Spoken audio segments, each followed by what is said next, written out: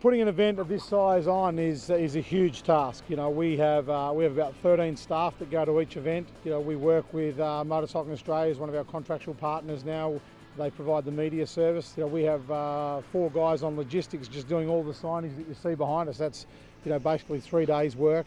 You know, the truck leaves home. We've got all the timing equipment. We put the timing system in. We've got to put all that data into the computer. All the truck parking, we've got all the teams, the truck parking, signing the riders on. You know, it's a full-time job, 7 days a week for the full 6-7 months of the year.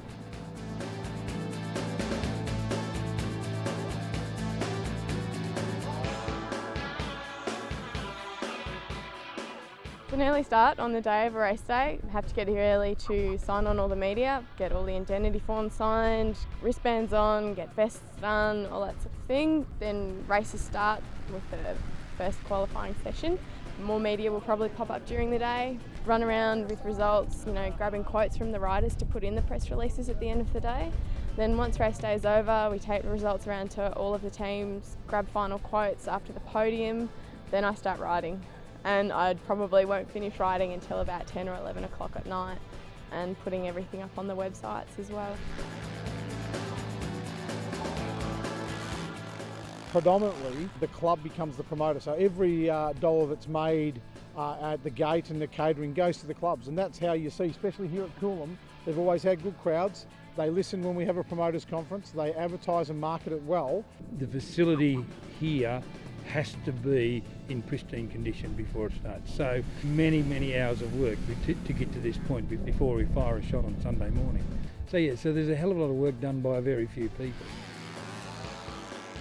Basically, with motocross and motorcycling in general, there's a lack of broad coverage in mainstream media, and if we want the sport to continue to grow, we've got to change that. And as the governing body of motorcycle sport in the country, we've got to take a proactive role in improving that situation.